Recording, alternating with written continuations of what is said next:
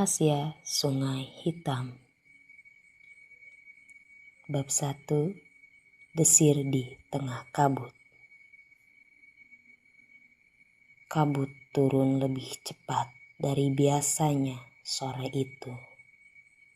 Dari kejauhan, bayangan pepohonan di tepi sungai tampak seperti deretan tubuh hitam yang berdiri diam, mengawasi setiap langkah orang yang datang.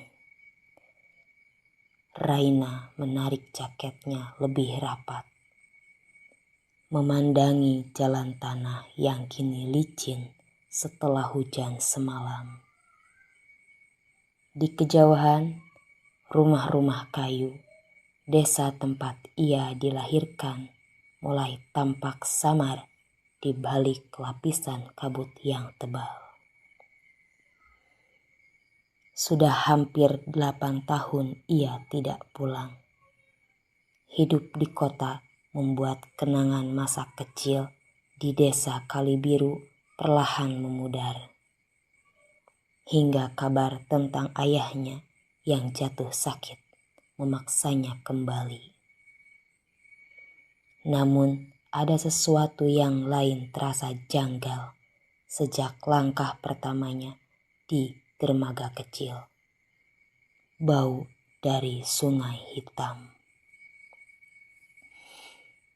Dulu air sungai itu jernih, memantulkan warna langit dan bayangan hutan di seberangnya. Sekarang permukaannya gelap pekat, seperti diselimuti arang cair. Bau anyir logam bercampur lumpur menyengat hingga ke tenggorokan. Ia berjongkok di tepi air, meraup sedikit dengan tangan, lalu menatapnya di bawah cahaya sore. Bukan hanya keruh, air itu seperti menolak cahaya. "Jangan disentuh, nak." Suara serak seorang laki-laki tua membuatnya tersentak. Dari balik kabut muncul sosok Pak Surya, tetua desa yang dulu sering bercerita padanya tentang legenda sungai. Rambutnya kini memutih sepenuhnya, matanya cekung namun tajam. Raina berdiri buru-buru.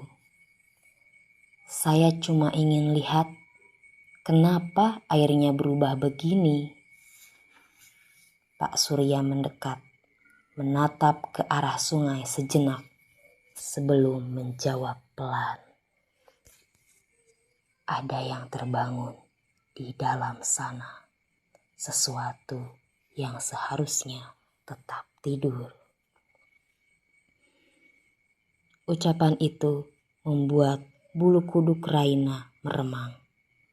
Ia ingin tertawa untuk meredakan ketegangan, tapi suaranya tak keluar. Di atas air, gelembung kecil pecah, menimbulkan riak samar yang menjalar ke tepi.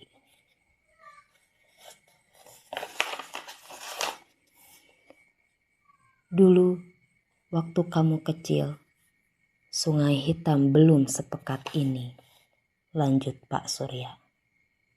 "Airnya mulai berubah 2 tahun lalu, tepat setelah ibumu meninggal.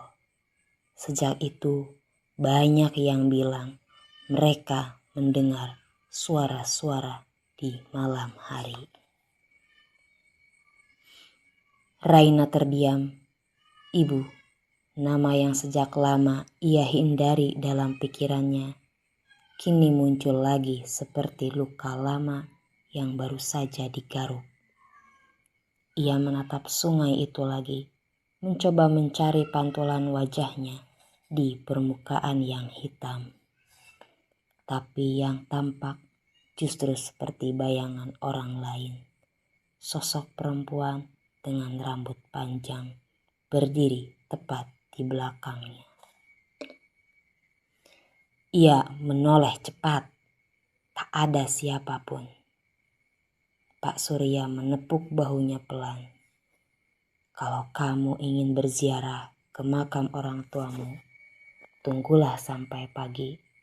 Sungai ini tak suka didatangi saat malam. Malam turun perlahan di desa. Rumah ayahnya yang dulu hangat kini terasa asing. Meski setiap sudut masih menyimpan aroma kayu yang sama. Raina menyalakan lampu minyak dan duduk di kursi tua di ruang tengah. Di dinding masih tergantung foto keluarga mereka bertiga. Dirinya kecil diapit ayah dan ibu. Di bawah kaca bingkai, selembar kertas kuning tampak terselip. Surat lama dengan tulisan tangan ibunya. Ia ragu sejenak, lalu menariknya keluar. Tulisan di atasnya nyaris pudar. Jika suatu hari air berubah menjadi hitam, jangan mendekat. Dengarkan suaranya, tapi jangan pernah menjawab. Raina menatap surat itu lama, berusaha mengingat maksudnya, tapi suara lain memecah kesunyian. Desiran pelan dari luar jendela, seperti seseorang berjalan di permukaan air. Ia berdiri, melangkah ke arah jendela yang menghadap ke sungai. Kabut masih menggantung rendah, menutupi hampir seluruh permukaan.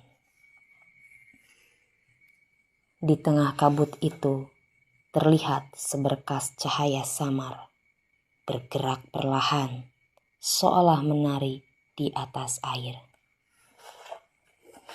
Semakin lama, semakin dekat. Raina menahan napas. Cahaya itu berhenti di tepian, lalu berubah menjadi bentuk samar, siluet seorang perempuan berdiri. Wajahnya kabur, tapi suaranya terdengar jelas. Raina. Bisikan itu begitu dekat, seolah berasal dari dalam kepalanya sendiri. Raina mundur satu langkah, tapi matanya tak bisa berpaling. Cahaya itu menipis, lalu padam begitu saja, meninggalkan riak pelan di permukaan sungai. Hanya angin malam yang tersisa membawa aroma logam dan lumpur. Dari kejauhan, gonggongan anjing terdengar panjang dan terputus. Raina menatap jendela sekali lagi sebelum menutup tirai rapat-rapat. Untuk pertama kalinya sejak ia kembali, ia merasa seolah desa ini sedang menunggunya. Bukan sebagai anak yang pulang, tapi sebagai bagian dari sesuatu yang jauh lebih tua dan gelap dari yang bisa ia pahami.